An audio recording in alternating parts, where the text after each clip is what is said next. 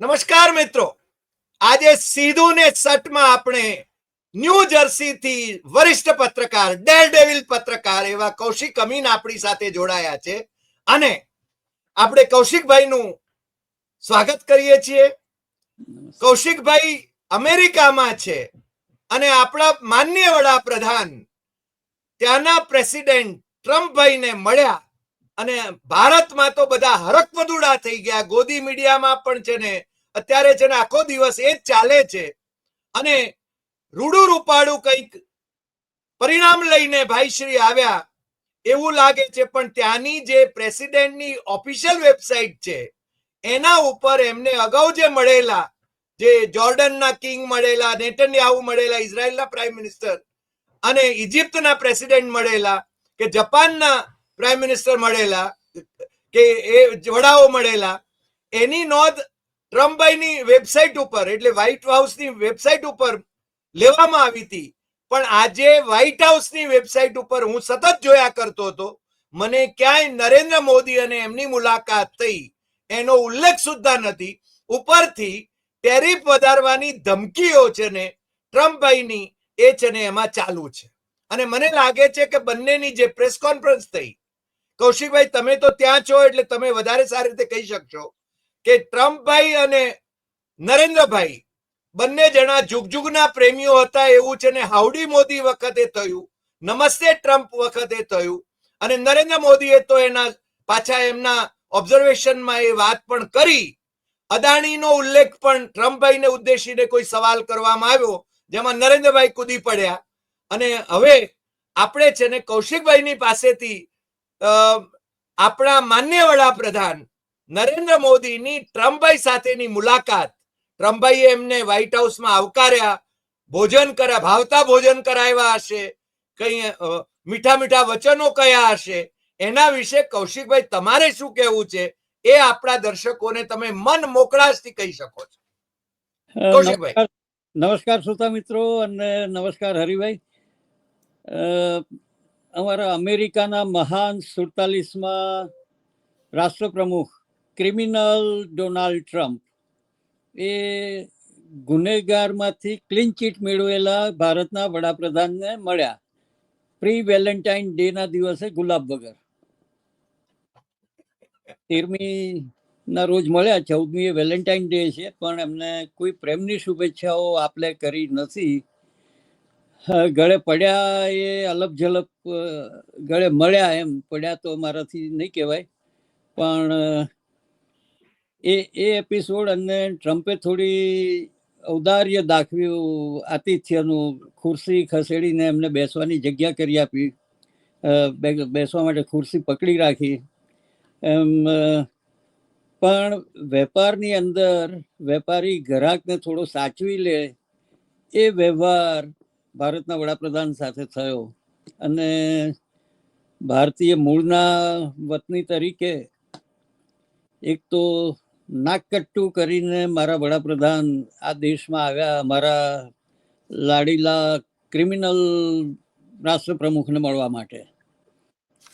અને અમારા રાષ્ટ્રપ્રમુખ 20મી જાન્યુઆરીથી રોજ નવા ફતવા સાથે, રોજ દિવસમાં 3-4 વાર જુદા જુદા સંદર્ભ સાથે એના જ વસ્ત્રોમાં દેખાઈ દે છે. એ વસ્ત્રો બદલવાનો ટાઈમ નથી હોતો એમને, એટલે ભારતની જનતાને કદાચ આશ્ચર્ય થશે કે આ કપડાં એકના એક કેમ પહેરી રાખે છે. વડાપ્રધાનથી કહેવાયેલા લોકોને કદાચ અજુગતું લાગતું હશે. પણ હા હા બોલો બોલો. કૌશિકભાઈ, આપ તો ચરોતર ના છો એટલે ચરોતરી ભાષામાં પણ છે ને આપ વાત કરી શકો છો. અને આમ પણ તમારું પત્રકારત્વ પણ ડેરડેવિલ રહ્યું છે. એટલે ખરેખર અમને જણાવો કે માનનીય વડાપ્રધાન ત્યાંથી કઈ લાભ લઈને આવે છે? કારણ કે દર વર્ષે $50 બિલિયન વેપાર નો ફાયદો ભારતને થતો હતો. હવે હું જે વાંચી રહ્યો છું ટ્રમ્પભાઈનું સ્ટેટમેન્ટ, એમાં એમ કે છે કે ટ્રમ્પભાઈએ એવું કહ્યું કે US will raise military sales to India by many billions of dollars. હવે આનો અર્થ અમારે શું સમજવો અમારી વેપાર, તમારે ભારતનો વેપાર જે છે એ તમે છીનવી રહ્યા છો કે અથવા તો અમને ફાયદો થશે કે શું, અમને જણાવો તો ખરા જરા મોકળાશથી. હરિભાઈ, પ્રેમની એક શરત હોય છે કે શરત વગર જ પ્રેમ થાય. હાય હાય, છે એટલે ખાસ કે કોઈ કોલેજના શરત દિવસો હોતી નહીં યાદ પ્યાર કરાવો में, છો. કોઈ શરત હોતી નહીં પ્યાર में, પણ એક તરફી પ્રેમ હોય તો ઘણું બધું ન્યોછાવર કરી દેવું પડે છે. એટલે ભારતને રશિયા જેવા મિત્રોને મૂકી અને અમેરિકા તરફ એક તરફી પ્રેમ ઉભરાયેલો છે. બાઇડન સાહેબના ટાઈમમાં ઘણા બધા કન્સેશન્સ લઈ લીધા, મનમાની પણ કરી લીધી, પણ કમલા હેરિસ આવવાના છે એમનો ડર લાગ્યો અને કમલા હેરિસને નહીં મળવાને કારણે ટ્રમ્પને પણ મળાયું નહીં. એના કારણે જે એક ચર્ચા ચાલે છે કે ટ્રમ્પ એનો બદલો લઈ રહ્યા છે, પણ ટ્રમ્પ કોઈ બદલો નથી લઈ રહ્યા. ટ્રમ્પને માત્ર વેપારી બિઝનેસમેન છે, એ બધી જ વસ્તુઓ સોદામાં ગણે છે અને કોઈ જાતનો એમને છોછ નથી. જે 34 કાઉન્ટની અંદર અમારા 47માં રાષ્ટ્રપ્રમુખ, મહાન રાષ્ટ્રપ્રમુખ, એ ક્રિમિનલ ટ્રમ્પ સાબિત થયા અને જજે એમને આપણા ભારતીયોની જેમ સાંકળ બીડી પહેરાવવાની કોશિશ ના કરી અને જતા કર્યા કે ભાઈ તું છૂટાયો છે તો તમે તમારી સ્વતંત્રતા માણો. પણ આ વાતની અંદર ભારત ઘેલું થઈ ગયું. એક સાદી ભાષામાં કહું તો હીરો ઘોઘે જઈને ડેલીએ હાથ દઈને પાછો આવ્યો છે, લગભગ એવી પરિસ્થિતિ છે કે ભાઈ આ તારે લઈ જવાનું છે. અમારે ત્યાંનો લગભગ જૂનો થયેલો માલ, ભલે નવા પ્લેન ને બધું આવવાનું છે, પણ એ આઉટડેટેડ છે અને ભારત એક ખાસ કરીને સંરક્ષણના સોદાઓની અંદર ભંગારવાળો થઈ રહ્યું છે. રશિયાથી, જર્મનીથી, ફ્રાન્સથી અને બીજા અનેક જગ્યાઓ, જાપાનથી પણ જાત જાતના ઇક્વિપમેન્ટ, મશીનરી, વિમાનો બધું ભેગું કરે છે, જે એરફોર્સ અથવા તો જે સલામત રીતે બધાને એક સરખી તાલીમમાંથી પસાર થવું જોઈએ એ બાબતો બહુ નુકસાન કરનારી છે લાંબા ગાળે. આ વસ્તુ ભારતને સંરક્ષણ ક્ષેત્રે ભંગારવાળો બનાવવાની જરૂર નથી. F-35 વિમાનો આપણે જરૂર છે કે નહીં એ વાત આખી અલગ છે. જરૂર છે. એરફોર્સ પાસે અત્યારે સાચી રીતે બહારના આંકડાઓ આવતા નથી, પણ ભારતની પરિસ્થિતિ બહુ ખરાબ છે સંરક્ષણ ક્ષેત્રે, ચીન અને પાકિસ્તાનને ધ્યાનમાં રાખતા. પાકિસ્તાન આપણાથી વધારે અપડેટેડ થયેલું છે. ચીન તો પોતાની રીતે મહાસત્તા છે જ, પણ એની સામે ભારત ક્યાં છે? તાજેતરમાં જ એરફોર્સ શો તમારે ત્યાં થયો ઇન્ડિયામાં. તેજસ વિમાનના 11 વિમાનોને ડિસ્પ્લે કરવાના હતા ને એ થઈ ના શક્યા. HALની બરબાદીનું કારણ આ નવી સરકાર બની છે, હિન્દુસ્તાન એરોનોટિક્સ લિમિટેડનું. અને રફાલથી એની શરૂઆત વધારે બરબાદીની થઈ. જે માણસને ખેતર ખરીદવાનું ખબર નથી એ રફાલના મેન્ટેનન્સ પ્લાન્ટ ખેતરની વાડ ઉપર બોર્ડ મારીને ચાલુ કર્યા છે. 30,000 કરોડ રૂપિયાનું દેવું માફ થઈ ગયું. એમાં મિત્રોને મદદ કરે એનો વાંધો નથી, પણ દેશના ભોગે નહીં. એવું જ હમણાં સોલારની અંદર કર્યું છે, કચ્છની અંદર, જે તમે એપિસોડ કર્યો પણ છે કે 10 કિલોમીટરની અંદર ખાસ કરીને ટેન્ક્સ અને લેન્ડ માઇન્સ જ્યારે બિછાવવાની હોય ત્યારે એ એરિયા ક્રુશિયલ બની જતા હોય છે. અને એ એરિયાની અંદર કચ્છ એ સળગતી બોર્ડર છે. રાજસ્થાન હજી વધારે સિક્યોર છે કચ્છ કરતાં. ગુજરાત ઘણો બધો ભોગ હજી આપવો પડશે એવું લાગે છે. ન કરે નારાયણને જો યુદ્ધની પરિસ્થિતિ થાય તો ગુજરાતનું કચ્છ ખોઈ શકવા સુધીની આપણી તૈયારી રાખવી પડે એ પરિસ્થિતિ છે. એ દાણચોરીથી લઈ અને ભ્રષ્ટાચાર બોર્ડર ઉપર બેફામ ચાલે છે. દર ત્રીજે દિવસે દાણચોરીની વસ્તુઓ પકડાય છે, જોઈએ છે ન્યૂઝમાં. અને ડ્રગ ટ્રાફિકિંગનું મોટું હબ થઈ ગયું છે. આ બધી ચિંતાની બાબતો અહીંયા બહાર બેઠા દેખાય છે. ભલે ભારતના અખબારો, મીડિયા આ બધું કવર નથી કરતા, પરંતુ જે 2-3 વસ્તુઓ મોદી સાહેબ અહીંયા આવીને કહી ગયા છે, એમાં જો ફાયદાની વાત હોય તો 26/11/2008નો જે કેસ હતો એ મુખ્ય આરોપી એનો તહાવુર રાણા, એની પ્રત્યાર્પણ વિધિ ઓફિશિયલી ટ્રમ્પે ઓકે કરી છે કે એને અમે સોંપીશું ભારતને. એ એક અત્યારે તો એ હિસ્ટ્રી થઈ ગઈ છે. એનામાં ઘણા બધા લોકો એમાંથી બહાર પણ આવી ગયા છે. એકાદ કસબ કેવાજી એની પરિસ્થિતિ શું છે ખબર નથી, પણ 26/11 અત્યારે ભારતીય જનતાના મસ્તકમાંથી નીકળી ગયેલી બાબત છે. ભલે એક અગત્યની મહત્વની બાબત હતી અને આપણી ગંભીર ભૂલોનું પરિણામ પણ હતું, અને એમાં પણ ગુજરાત નો દરિયાકાંઠો એ સંકળાયેલો હતો. એટલે તહાબુર રાણાની રીતે આપણે ગુજરાતીઓ તરીકે પણ એક, અને મુંબઈ અડધું તો ગુજરાતીઓનું છે, ભલે મહારાષ્ટ્ર એનો દાવો કરતું હોય, પણ એ પરિસ્થિતિમાં એ એક જ પ્લસ પોઈન્ટ અત્યારે આશાનું કહી શકાય.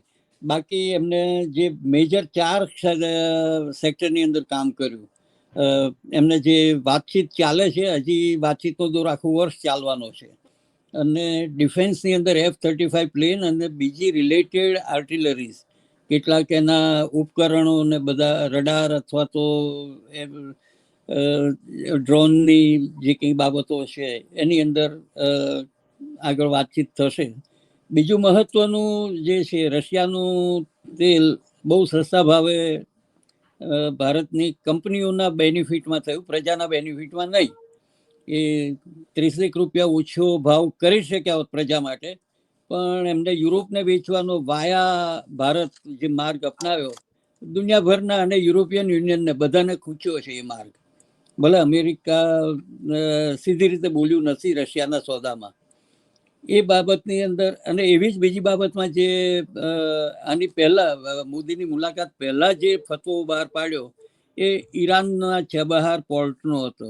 ઈરાનની સાથે સોદો કરશો તો અમે પૂરેપૂરા ટેરિફના પગલાં લઈશું, તમારો ચાબહારનો ધંધો બંધ કરો, એવી ધમકી રીતસર આપી છે. અને વિદેશ મંત્રાલય, ભારતનું સંરક્ષણ મંત્રાલય અથવા તો ટ્રાન્સપોર્ટ મિનિસ્ટ્રી, સી સરફેસ અથવા જે કે મિનિસ્ટ્રી, એ કોઈ એની સામે બોલી નથી શક્યું અમે શું કરીશું. કારણ કે અફઘાનિસ્તાન એટલે ગદર પોર્ટની સામે ચાબહારની અંદર જે કંઈ દખલગીરી છે અમેરિકાની, એ અમેરિકાની દાદાગીરી છે, અને ભારતે ચૂપચાપ સહન કરી લે છે, જેમ સાંકળ બાંધેલા લોકોને લાવવાનું સહન કરે છે એવું આવા બધા મામલામાં પણ એ સહન કરે છે. ઓઇલ અને નેચરલ ગેસ એની અંદર અમેરિકાથી વધારે, એટલે કદાચ રશિયા કરતાં વધારે ખરીદી કરવી પડે એવી પરિસ્થિતિ છે, અને ભારે વળતર સાથે અમેરિકાને એ ચૂકવણું કરવું પડશે. એટલે કૌશિકભાઈ, બેલેન્સ ઓફ પેમેન્ટ જે ભારતની તરફેણમાં હતું એ હવે છે ને ઇક્વલ લેવલ ઉપર થશે એવું જ માનવું? ઇક્વલ નહીં, વધારે અમેરિકાની ફેવરમાં થશે. એટલા માટે જ મેં છે ને પેલો વોશિંગ્ટન પોસ્ટનો શબ્દ પ્રયોગ કર્યો છે, ટ્રમ્પની ઈચ્છા મુજબ. કારણ કે ટ્રમ્પ ડિક્ટેટ કરે છે ટર્મ્સ. અમને એમ હતું કે અમારા વડાપ્રધાન એ ટ્રમ્પભાઈ સાથેની દોસ્તીને કારણે ભારતને લાભ કરાવશે, પણ આ તો છે ને આપણો ભારતનો લાભ છે ને લૂંટાઈ રહ્યો છે. ભારતનો ગરાસ લૂંટાઈ રહ્યો છે એમ કહો. એટલે એટલો બધો તો જાણે હું નિરાશાવાદી નહીં થાઉં, પણ દાદાગીરી તો તમારા પ્રેસિડેન્ટની, તમે ક્રિમિનલ પ્રેસિડેન્ટ, જે આમ તો ટાઇટલ પણ ત્યાંય મરાયું અહીંયા મરાયું. પ્રેસિડેન્ટ ક્રિમિનલ નથી, ક્રિમિનલ ઉરાંગુટાંગ ડોનાલ્ડ ટ્રમ્પ છે, જે રોજ નવા કૂદકા મારે છે. એ પણ એનર્જીના લેવલે જે વાત થઈ રહી છે, એનર્જી નેચરલ ગેસની અંદર, અને ભારતને આ સોદા મોંઘા પડવાના છે, ભારતની કથળેલી ઇકોનોમીની અંદર આ એક વધુ ફટકો છે. આપણે ભલે સ્વીકારીએ નહીં જાહેરમાં સરપ્લસ બજેટ અથવા તો સીતારામન જે કહે છે એ બધી બાબતો ખરેખર વાસ્તવિકતામાં મનાય એવી નથી, અને એની અસર રૂપિયાની સામે પડી રહી છે. ડોલર નાખીને અત્યારે રૂપિયાને બેલેન્સ કરવાનો જે પ્રયત્ન થઈ રહ્યો છે, એનઆરઆઈઝને તો લાભ જ છે, ડોલરના 88 રૂપિયા સુધી મળતું હોય તો, એટલે એ લોકો તો આંખ મીચામણા કરશે. પણ એની સામે સોનાની અંદર પણ તમે પરિસ્થિતિ જુઓ, અત્યારે સોનું ચીન આંખો મીચીને ખરીદી રહ્યું છે. ભારતની અંદર આપણે ઘરેણામાં ઉપયોગ કરીએ છીએ, પણ ઇન્ડસ્ટ્રીયલ ઉપયોગ આપણો એટલો બધો નથી. ટ્રુ. એટલે એ બધા ક્ષેત્રોમાં આવવાનું છે, અને અમેરિકાને પણ આ બધું બાઉન્સ થવાનું છે. કેનેડા અને મેક્સિકોના જે 25% ટેરિફ નાખ્યા છે, અને ચાઇના પર 10% નાખ્યા છે. જી ટેરિફની વાત તો હું હજી ટ્રેડ રિલેશન્સની વાત કરું છું, પણ અમેરિકાને કેનેડાની એનર્જી, કારણ કે નેચરલ ગેસ અને તેલ એ બંને કેનેડા સૌથી વધારે મોકલે છે, અને એને કારણે અમારે ત્યાં ગેસના ભાવ 5% લઈને 25% વધવાના છે આગામી મહિનાઓમાં, કારણ કે ટ્રેડ એગ્રીમેન્ટ 1 મહિના માટે મુલતવી રાખ્યું છે.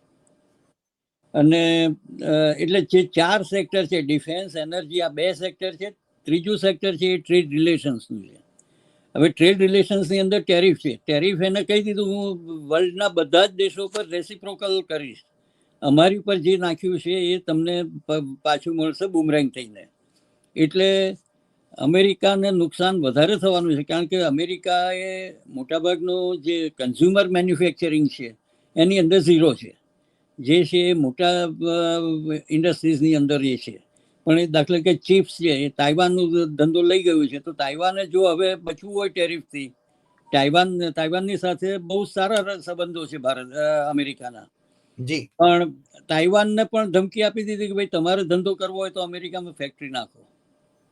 ઇવન જાપાન અને કોરિયા જેવા દેશ જેમની સાથે સારામાં સારા સંબંધો છે, એના કાર ઉત્પાદકોને પણ કહી દીધું કે તમે સ્ટીલ અને બીજી જે પ્રોડક્ટ્સ છે એ અમેરિકાની વાપરવાની ફરજ પડશે. ભારત 95,000 ટન જેટલું જ અહીંયા નિકાસ કરે છે, એમાં સ્કોપ વધારે હતો, પણ એ સ્કોપ અત્યારે તો ધૂંધળો થઈ ગયો છે, કારણ કે એને ટેરિફ તો બધાની ઉપર નાખી છે, સ્ટીલ ઉપર.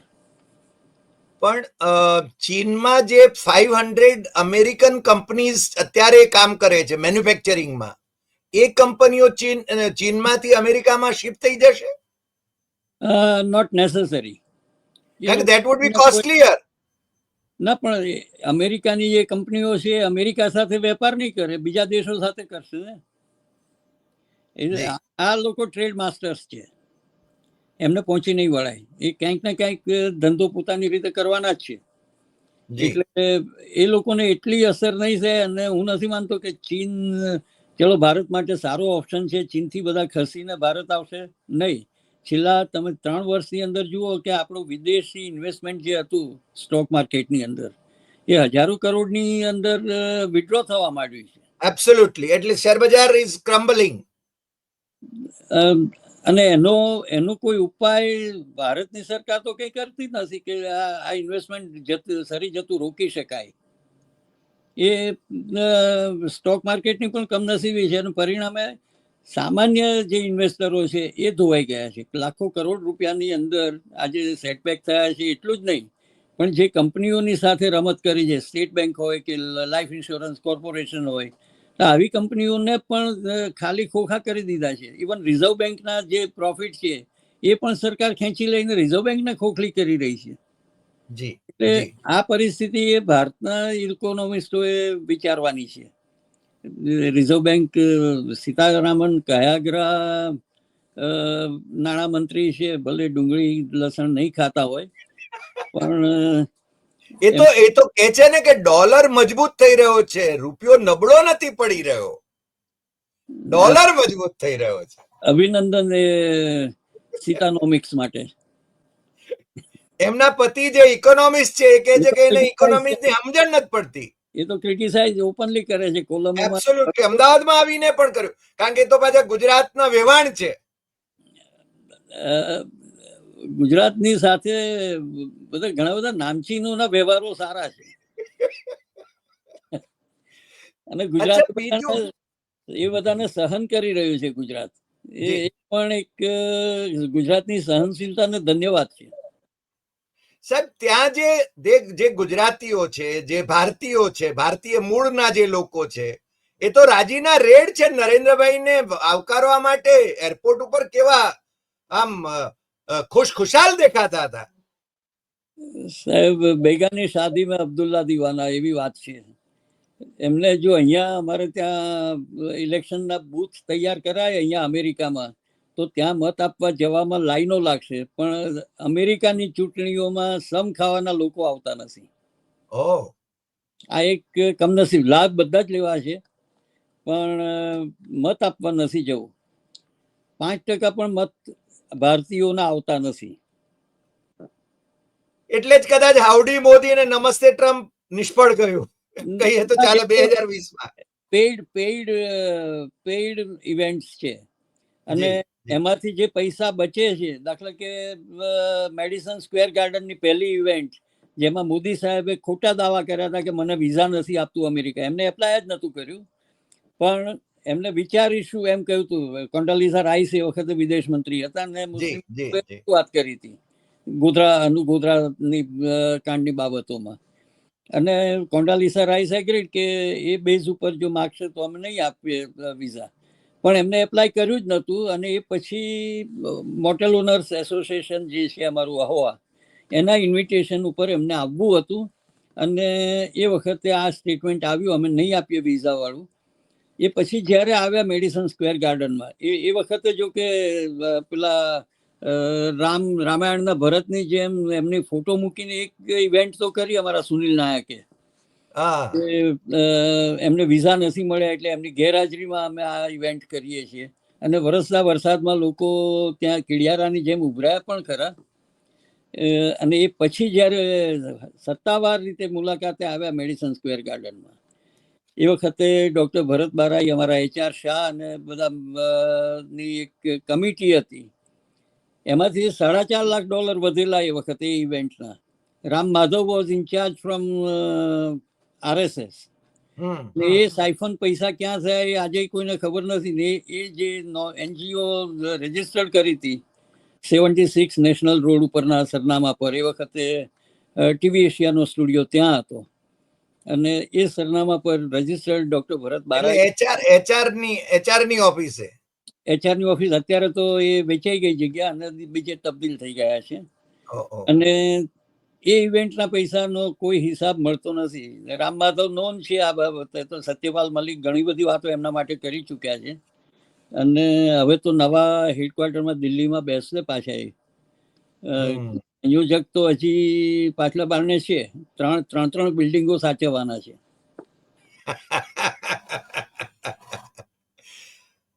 પણ ટ્રમ્પે એવું એક નિવેદન કર્યું કે મોદી એ મારા કરતા પણ વધારે મજબૂત નેગોશિએટર છે વેપારી દ્રષ્ટિએ. અને બીજું, નરેન્દ્ર મોદીએ મસ્ક સાથે પણ એના છોકરાઓને પણ રમાડ્યા અને મસ્ક સાથે પણ મીટિંગ કરી, કારણ કે એમને છોકરાઓને રમાડવાનું બહુ ફાવે છે. મને લાગે છે મહિલાઓ અને છોકરાઓને ના, મહિલાઓ વિશે તો હું નહીં કહી શકું, પણ એ છે ને વાંસના દીકરાની જન્મદિવસની શુભેચ્છા વગેરે વગેરે. હવે તમે ફ્રાન્સનો જો વિડીયો જોયો હોય તો ફ્રાન્સના વિડીયોમાં એમને બર્થડે ઉજવી પેલા વાંસના છોકરાની, અને મેક્રોન એમને હસદુદન કર્યા વગર આગળ ગયા. અડવાણી વાળી સ્ટોરી ત્યાં રિપીટ થઈ. ભારતની અંદર એમને જે સ્ટેજ ઉપર અડવાણી સાથે ખેલ કર્યા એ ખેલ એમની સાથે થયા, તો પછી ના છૂટકે એમને કોઈ મહિલા સાથે હાથ મિલાવવા પડ્યા. સેલ્ફી પણ લેવા માટે જાણીતા છે અમારા વડાપ્રધાન. હા, એટલે જ વડાપ્રધાન નો વડાપ્રધાન છે. રંગીલા વડાપ્રધાન હોય આવકાર્ય છે, કારણ કે પેલે એક મારિયો પુઝોની કથાનક છે કે ભાઈ સક્સેસફુલ માણસ પાછળ કોઈ મહિલાનો હાથ હોય છે, અને વધારે સક્સેસફુલ થવું હોય તો વધારે મહિલાઓ જોઈએ. આપણે વિષયાંતર ન કરીએ. જે ત્રીજો મુદ્દો ટ્રેડ રિલેશન્સ નો હતો. ટેરિફ ની અંદર એમને દુનિયાભરને ધમકી આપી દીધી કે આ રેસિપ્રોકલ થવાનું છે, અને ભારતના વડાપ્રધાનની હાજરીમાં એમને કહી દીધું કે ભારત આમાંથી બાકાત નહીં રહે. હાર્લે ડેવિડસનને આજે પણ ટ્રમ્પ યાદ રાખી છે અને પિન ચોંટી ગઈ છે હાર્લે ડેવિડસનની. અને મોદી સાહેબે એમ હતું કે જતા પહેલા હાર્લે ડેવિડસનનું નામ ના સાંભળવું પડે તો ટેરિફો ઓછી કરીને આવ્યા. બજેટની અંદર એમને 30%ના 20% કર્યા અને 40ના 30 કર્યા અને બધું ગમે કર્યું, પણ ટ્રમ્પ સાહેબે એની નોંધ સુધા લીધી નથી. પણ હાર્લે ડેવિડસનનો કેસ એમને જરૂર યાદ કર્યો. સાહેબ, હાર્લે ડેવિડસન જે બાઇક છે, આપણા ભારતના પૂર્વ મુખ્ય ન્યાયાધીશ બોબડે સાહેબે એના ઉપર છે ને સવાર થઈને નાગપુરમાં ફરતા હતા. ના એ ગમે એવી બાઇક છે. રોયલ એનફિલ્ડમાં દાખલા કે મને પસંદ હતી, હું વાપરતો હતો રોયલ એનફિલ્ડ, અને આજે પણ એ અનબીટેબલ છે. હાર્લી ડેવિડસનની સામે ઊભી રહે એવી છે. જી જી. પણ એક ક્રેઝ છે કે ભાઈ મેડ ઇન અમેરિકા છે, બહુ મોટું નામ છે, ગાડી કરતા એની કિંમત વધારે છે એવરેજ મોટર કાર કરતા, એટલે એક સ્ટેટસ સિમ્બોલ બની ગયું છે. એટલે પણ ચોથો જે મુદ્દો છે સિક્યોરિટી કોલોબરેશન્સનો છે. સિક્યોરિટી કોલોબરેશન્સમાં એમને રેડિકલ ઇસ્લામિક મુવમેન્ટની સામે જોઈન્ટ વેન્ચર કરીશું. એક વસ્તુ નહોતું કે જે સિક્યોરિટી રિલેશન્સની અંદર છે, બહુ ઠનીને કહી દીધું કે બ્રિક ઇઝ ડેડ. જેનો પાયો રશિયા, ચીન અને ભારતે નાખ્યો, કરન્સી માટેની જેની પહેલ ભારતે કરી, અને એ પારકી શેરીમાં જઈને પૂંછડું દબાવીને કૂતરું નીકળી જાય એ હાલતમાં બ્રિક ચૂપકીદી સેવી રહ્યું છે. કરન્સીના મામલે ડોલરની સામે જો તમે કંઈ પણ આગી પાછી કરી તો હું 100% ટેરિફ નાખીશ. એટલે આપણે રૂપિયાની વાત કરતા હતા, એ રૂપિયામાં હવે છે ને વ્યવહાર નહીં થાય. યુરોની જેમ બ્રિકની કરન્સી કરવી હતી એમને. બ્રાઝિલ અને ઇન્ડિયા બે રહ્યા હતા એમાં. રાઈટ. એમાં બ્રાઝિલ બી ચૂપ થઈ ગયું ને ઇન્ડિયા બી ચૂપ થઈ ગયું. અને બ્રિક ઇઝ ડેડ એમ એની હાજરીમાં કહી દીધું. અને માનનીય વડાપ્રધાને કોઈ જવાબ નહીં આપ્યો. નો રિએક્શન. સાહેબ એ કાં તો મેકઅપ કરવાનું ભૂલી ગયા હશે, ચહેરો બહુ કાળો હતો, દુખી લાગતા. અદાણી અને એના જે પ્રશ્નો થયા એમાં પ્રેસ કોન્ફરન્સમાં ભરવાઈ પડ્યા. ગયા વખતે બાઇડન સાહેબે ભરવી દીધા ને ઇસ્લામિક મુદ્દો નીકળ્યો હતો. એક જ પ્રશ્ન પૂછ્યો, એક પ્રશ્ન એલાઉ કર્યો, અને હું નહીં કરું એવી દાદાગીરી કરી પ્રેસની. આમે એમને 2001થી તમારે ત્યાં ગાંધીનગરની બસ યાત્રાઓ બંધ કરાવી દીધી પત્રકારોની. એ તો એમનું વલણ જાણીતું છે. ચા નાસ્તા બંધ કરાવી દીધા પત્રકારોના, અને એની સામે ગુજરાતના કોઈ પત્રકારોએ ચૂકે ચા કર્યું નથી. રાઈટ. અહીંયા ટ્રમ્પની જોડે એ દાદાગીરી ના થઈ જે બાઇડન જોડે કરી હતી એમને. હું પ્રેસ ટ્રમ્પ પણ વ્હાઇટ હાઉસમાં અમુક પત્રકારોને બંધી તો ફરમાવી દે છે. ગઈકાલે જ એપીના પત્રકારોને ત્રીજી વખત બંધ કર્યું. અને એપી વાળાએ ગલ્ફ ઓફ મેક્સિકો વાળો એની અંદર પ્રશ્ન પૂછ્યો તો ત્રીજી વખત એને પ્રતિબંધ કર્યો. પેલી એની પ્રેસ સેક્રેટરી કહે છે કે અમે તમને ઇન્વાઇટ કરીએ છીએ મહેમાન તરીકે. હવે પત્રકારોને મહેમાન તરીકે તું ક્યાંથી ભાઈ ઇન્વાઇટ કરે છે? તમારે પ્રશ્ન પૂછવાનો અધિકાર નથી. પ્રમુખને જે જવાબ આપવા હોય આપે. તો એ દાદાગીરી તો ચાલે એવી નથી. પણ સાહેબ, મોદી અને ટ્રમ્પ એ બંને એક સરખી માનસિકતા ધરાવે છે આ બાબતમાં, એવું ન કહી શકાય? બંને મનમાની માટે જાણીતા છે બંને. એટલે હું તો અમારા અહીંયાના રાષ્ટ્રપ્રમુખ, મહાન રાષ્ટ્રપ્રમુખ છે, એમને ઉરાંગુટાંગ જ કહું છું કે જે કૂદકા એક ડાળથી બીજી ડાળે માર્યા કરે છે. એક નવો ફતવો રોજ કરે છે, કોર્ટ પાછળ રોજે રોજ સ્ટે આપે છે. કોર્ટની બી બહાદુરી તમે જુઓ કે એ બહાદુરી કોર્ટ વિના ડરે. Not only that, Elon Musk જોડે ભેગા થયા, શું સોદા કર્યા, શું વાતચીત કરી, એ બધું અત્યારે કંઈ નક્કી નથી થતું. એ તો અંદર ખાને જે થશે એ નડવાના છે અંબાણીને, જીઓને, એમના સેટેલાઇટના કારણે. પણ એ પરમિશન આપશે કે કેમ ખબર નથી. પણ અમારું અહીંયાનું જે ડિફેન્સ મિનિસ્ટ્રી છે, હમણાં ટેસ્લાનું એક વિચિત્ર કોફિન દેખાય એવું મોડેલ બહાર પડ્યું છે, બુલેટ પ્રૂફ, ત્રિકોણિયા આકારનું છે, જે નથી ટેન્ક જેવું દેખાતું, નથી કાર જેવું દેખાતું, અને લગભગ 1.5 લાખથી કિંમતો શરૂ થાય છે. એ કિંમતો ટેસ્લાની ગાડી એ આર્મ વ્હીકલ તરીકે ડિફેન્સ મિનિસ્ટ્રીને $400 મિલિયન સોદો કરવાનો હતો. ડિફેન્સ મિનિસ્ટ્રીએ ખંખેરીને ના પાડી દીધી, નહીં થાય આ કાર. એટલે ત્યાં ડિફેન્સ મિનિસ્ટ્રી એસર્ટ કરી શકે છે. અહીંયા ડિફેન્સ મિનિસ્ટ્રીએ ખાવડા બોર્ડરની વાત છે ને એમાં વિરોધ નોંધાયો અદાણીને આપવાના સંદર્ભમાં, તો આમણે છે ને બધા દેશો સાથેની બોર્ડર છે ને ખોલી નાખી. 1 કિલોમીટર સુધી, 10 કિલોમીટર સુધી કંઈ ન કરી શકાય, નોમેન્સ લેન્ડ કહેવાય, અથવા તો આપણી તરફની હોય એ 1 કિલોમીટરની અંદર અદાણીને ત્યાં તો ખાવડામાં તો છૂટ આપી દીધી. અહીંયા ડિફેન્સ મિનિસ્ટ્રીએ વિરોધ કરેલો, પણ હવે એ અધિકારીઓનું શું થશે ખબર નહીં. તમે જુઓ કે કેટલી રમત રમી. ડિફેન્સ મિનિસ્ટ્રીની સાથે ગવર્મેન્ટ કરવા માંગે છે એમ કહીને ગવર્મેન્ટ પાસે વિડ્રો કરાવી અને પછી અદાણીની પાસે ટેન્ડર ભરાઈને એક જ દિવસમાં એનું મંજૂર કરી દે છે. અને યસ 500 સ્ક્વેર કિલોમીટર એટલે કે લગભગ 4 પેરિસ જેટલી જગ્યા, જી જી પેરિસ જી જેટલી જગ્યા એમને ખેરાત કરી છે. આવું જ મુન્દ્રામાં કરેલું છે. મુન્દ્રામાં આજે પણ જે ગ્રીન ઝોન છે, જે ક્લાઇમેટની રીતે અથવા તો ચેરના જે ઝાડ છે મેંગ્રોવ્સના, એ તમે સફાયો કરી નાખ્યો છે, એનું કોઈ જ જવાબદાર નથી. અને વહેલા મોડા ચારણકાનો પ્રોજેક્ટ પણ એમને ચરણે ધરી દેવાય તો નવાઈ નથી. બરાબર છે, બરાબર છે. સાહેબ, આજે સમાચાર જે ઓફિશિયલી અદાણીએ, કારણ કે શ્રીલંકામાંથી તો અદાણીને એની અકાલપટ્ટી થવાની જ હતી, પણ અદાણીએ એમ કહ્યું છે કે અમે વિડ્રો કરી રહ્યા છીએ કારણ કે ત્યાં નવી સરકાર આવી. હા, કોઈ જાતિ માટે મારો એ વિરોધ નથી, પણ મિયા પડે તો તંગડી ઊંચી. હા, એક કહેવત તરીકે. હા, કહેવત તરીકે. તો શ્રીલંકામાં લાત મારે પહેલા હું વિડ્રો કરી લઉં છું.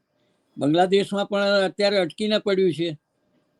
બાંગ્લાદેશનો મુદ્દો પણ આ ચર્ચામાં ટ્રમ્પની જોડે વાત થઈ પ્રેસ કોન્ફરન્સની અંદર. ટ્રમ્પે કહ્યું કે બાંગ્લાદેશમાં મોદી ઇઝ ટેકિંગ કેર. હવે કઈ કેર કરી રહ્યા છે? માર ખાય છે, રોજ રોજ મંદિરો તૂટે છે. એના માટે તો એક મણિપુર હોય કે બાંગ્લાદેશ હોય, એક શબ્દ તો બોલી શકતા નથી. મણિપુરમાં રાષ્ટ્રપતિ શાસન નાખીને જવાબદારીમાંથી છટકી ગયા છે. પણ એ તો એમનું જ શાસન હતું ને એમનું જ શાસન છે. એટલે પહેલા અમિત શાહ જ ચલાવતા હતા, હવે રાષ્ટ્રપતિ શાસનમાં પણ અમિત શાહ ચલાવશે. હા, એટલે વચ્ચે પેલું આપણે ત્યાં પેલું ઊંટિયાની ઉપયોગ થતો હતો જૂના યુદ્ધની અંદર, કિલ્લો તોડવા માટે, દરવાજો તોડવા માટે. એટલે હાથી મરે નહીં. હા, રાઈટ રાઈટ. આ હાથીઓ બચે એના માટે આ ઊંટિયાના ભોગ લેવાય છે. ટ્રુ. હવે એક મને છેલ્લો એક સવાલ થઈ રહ્યો છે. તમે એટલે ટ્રમ્પે જે 104 ભારતીયોને હાથમાં બેડીઓ, પગમાં બેડીઓ એમ પહેરાવીને મોકલાવ્યા, હવે તમે બીજી ખેપ જે મોકલવાના છે એ લોકોને બેડીઓ સાથે મોકલશે? એની કોઈ ચર્ચા થઈ નથી. મોદી સાહેબે કે એમના જે ડુગડુગી વગાડનાર વિદેશ મંત્રી, એમને પણ કોઈ ચર્ચા કરી નથી. એ બધું રાબેતા મુજબ થશે એવા જવાબ આપીને એ છટકી ગયા છે. જયશંકર પણ. સાહેબ, મોદીએ જે કહ્યું છે, એક વાક્ય હું ટાંકું, એ કહે છે કે we are of the opinion that anybody who enters another country illegally, they have absolutely no right to be in that country. વાત બરાબર, પણ અમાનવીય રીતે એમને પાછા મોકલવા કે મોદીએ છે ને પ્લેન મોકલીને એમને પાછા લઈ આવવા, જે તમારે ત્યાં મેક્સિકોએ કર્યું કે કોલંબિયાએ કર્યું? સાહેબ, કાલે 8,500 કરોડનું પ્લેન લઈને જે આવ્યા હતા, એમાં 11 જણને શકનના બેસાડીને લઈ ગયા હોત ને તો વાહ વાહ થઈ જાત. જી જી. એમને ખાલી શકનના 11, ભલે ઇલીગલ છે, ત્યાંના કાયદા કે અહીંના કાયદા તોડીને એ લોકો આવ્યા છે, પણ એક માનવીય રીતે માનવતાના ધોરણે કોલંબિયાથી મહાન જો થઈ શકવું હોત તો એમને 11 માણસોને બેસાડીને લઈ જવા. આપણે 100 બેસાડીને લઈ જાય એવું નથી કહેતા. બહુ મોટું પ્લેન છે. અમેરિકાનું એરફોર્સ 1 કરતા પણ પ્રમુખના પ્લેન લગભગ એના જેવું જ છે. અને એવા 2 છે પાછા. રાષ્ટ્રપતિને ફરવા માટે જુદું પ્લેન છે પાછું. તો એનો ઉપયોગ કર્યો હોત તો જરા પણ એક અમે સ્વાગત કરત, અમે પણ સ્વાગત કરત અહીંયા. હું તો હસતા હસતા કહું છું, ભાઈ 51મું કેનેડિયન રાજ્ય થવાનું છે અને 52મું ભારત થશે. રાજધાની દિલ્હીથી ખસેડીને કલોલમાં લાવવાની છે. શું વાત કરો છો? આવું નહીં કહો મહેરબાની કરીને. કારણ કે પેલો જે શહેનશાહ આલમ જે છે ટ્રમ્પ, જાણે દુનિયાભરનો બાદશાહ હોય રીતે, અમને તો એમ હતું કે નરેન્દ્ર મોદી જ ભારતમાં બાદશાહની જેમ ફરે છે. સાહેબ, આ બંને જણા એક માગા કહે છે ને એક મીગા કહે છે. માગા એટલે મેક અમેરિકા ગ્રેટ અગેન, અને બીજો કહે છે મેક ઇન્ડિયા ગ્રેટ અગેન.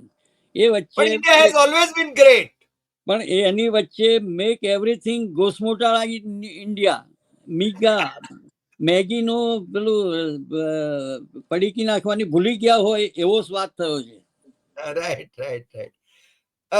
પણ કૌશિકભાઈ, આપણે ફરીને પાછા વાત કરીશું. તમારી સાથે આજે જે વાત થઈ, મન મોકળાશથી વાત થઈ. આપે જે કહ્યું, અમને તો એમ હતું કે માનનીય વડાપ્રધાન અમેરિકા ગયા છે, ટ્રમ્પભાઈ ને વિશે માય ડિયર ફ્રેન્ડ કહે છે. આમ તો એમને છે ને ઇનોગ્યુરલમાં બોલાવ્યા નહીં, પણ આ મંત્રણાઓ માટે ગયા. આ પણ ગળું પકડીને બોલાવ્યા છે. તમારે આવવું હોય તો ટ્રેડ ની વાત કરવા આવો એમ કહ્યું છે. There was no dinner status, no red carpet, nothing. શું વાત કરો છો? તો અમને તો એમ હતું કે બાઇજ્જત ભાઈ ને ત્યાં આગળ છે ને તેડાવ્યા છે, બોલાવ્યા છે. પેલી નસી ચૈત્રી નવરાત્રી, નહીં તો ઉપવાસ નું બહાનું કાઢી શકત લીંબુ પાણી પીને.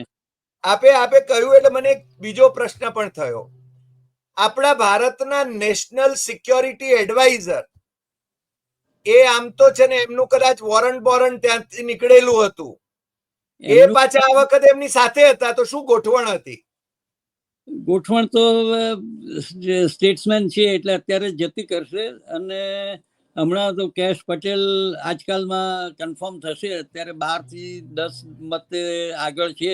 હજી એક હિયરિંગ બાકી છે. ભાદરણના રાજકુંવર છે અને કેશ પટેલ. બરોબર છે. એટલે ચરોતર વાળાએ તો ગૌરવ લેવું જોઈશે. બહુ જ કન્ઝર્વેટિવ અને બહુ જ આક્રમક મિજાજ ધરાવે છે. અને પૂર્વ જે FBI ડિરેક્ટર છે એની સામે બદલાની ભાવના સાથે આવી રહ્યા છે. એટલે પણ આ બધા ગોસમોટાળાની અંદર જે નિજ્જર કેસ છે, પન્નુ કેસ, નિજ્જરનો કેનેડામાં, તો એમને દબાવી અને બધું સહી સલામત છે. કારણ કે ટ્રુડો ને ટકી રહેવું છે, એટલે ટ્રુડો એમાં બોલી શકે એમ નતો, એટલે દબાઈ ગયો છે એ કેસ. ને ઠરીને કહી દીધું કે ભાઈ અમારી પાસે પૂરતા પુરાવા નથી.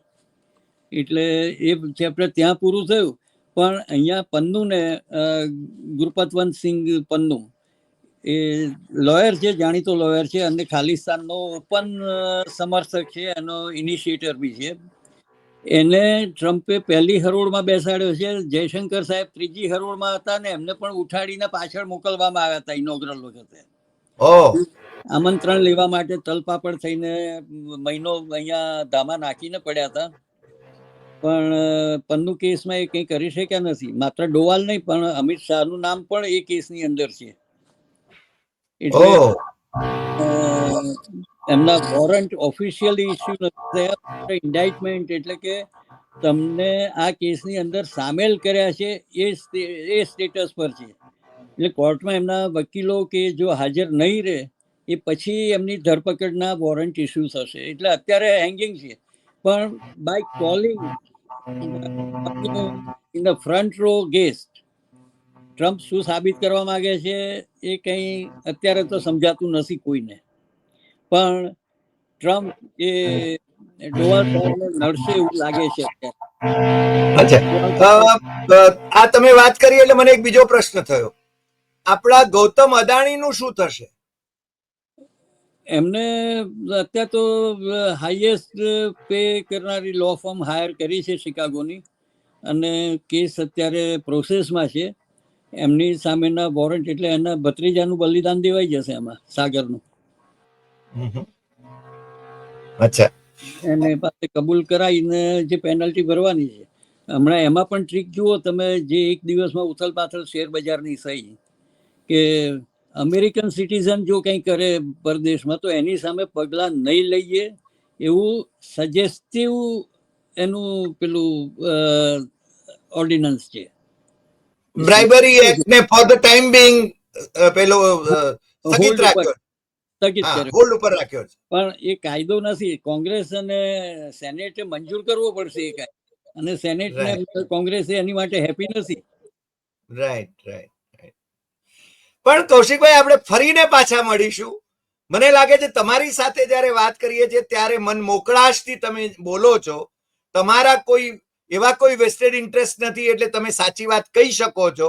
અને અમે આપણી ચેનલ ઉપર ડોક્ટર હરિદેસાઈ સત્યમ એવમ તથ્યમ ઉપર ટકોરાબંધ સાચી વાત કહેનાર વ્યક્તિઓને હંમેશા આવકારીએ છીએ. આપ આજે અમારી સાથે જોડાયા, દર્શકો સાથે જોડાયા, એ બદલ આપનો ખૂબ ખૂબ આભાર. ડિસ્ક્લેમર એક કહી દેવું જોઈએ કે હું કોઈ પક્ષનો સભ્ય નથી અને કોઈ શેર બજારમાં હું ઇન્વેસ્ટર નથી. Right right. એટલે નહીં, એટલે જ તમે બોલી શકો છો, એટલે જ બોલી શકો છો. અને મારું લાઇટ બિલ કોઈએ ભરવું નથી પડતું. ચલો, ફરી મળીશું નવા એપિસોડમાં. આપણે પાછા જોડાઈશું. આજે આપની સાથે ખૂબ રસપ્રદ વાત થઈ અને હું માનું છું કે આપણા દર્શકો પણ રાજી થયા હશે અને એમને સાચું ચિત્ર કૌશિકભાઈ અમીને આપણી સામે રજૂ કર્યું છે. ફરીને કૌશિકભાઈને આપણે ઇન્વાઇટ કરીશું. અમારા વિદ્યાર્થીઓ સાથે તો આપ જોડાતા રહ્યા છો અને આપણે આપણી ચેનલ ઉપર પણ પાછા ફરીને આવા જ મુદ્દાઓ ઉપર સાચી વાત, ટકોરાબંધ વાત આપ કરો એને માટે તેડાવીશું. હરિભાઈ, છેલ્લે મારે એક કહેવું છે, કરમસદની અંદર જે હાલત થઈ છે, પરમ દિવસે તોડફોડ કરી અને વિખેરી નાખ્યો મોરચો. જી, મને લાગે છે કે ભૂપેન્દ્રભાઈ પટેલ એમની કરોડરજ્જુ ગુમાવી ચૂક્યા છે. જી, પાટીદાર મુખ્યમંત્રી તરીકે બધા જ આદેશ દિલ્હીના પાલન કરવા જરૂરી નથી. એમને થોડુંક ખમીર, ઉત્તર ગુજરાતના છે અને વધારે ખમીર વાળા છે અને દૂધસાગરનું દૂધ પીને ઉછર્યા હશે કદાચ. તો એ દૂધને ના લજવે એવું તો હું કહીશ ચોક્કસ. જરૂર. અને આપણે કરમસદ નું એક એનું સ્થાન, સરદાર સાહેબ નું વતન, એની અસ્મિતા એ જળવાઈ રહે એ ખૂબ જરૂરી છે અને એને માટે અમે પણ, આપ તો જાણો છો કે મેં પણ ટેકો જાહેર કરેલો છે અને કરમસદ વાસીઓ જે ત્યાં ધરણા કરી રહ્યા હતા એ એમના ખમીરને પણ આપણે સપોર્ટ કરીએ છીએ. નમસ્કાર. નમસ્કાર. નમસ્કાર.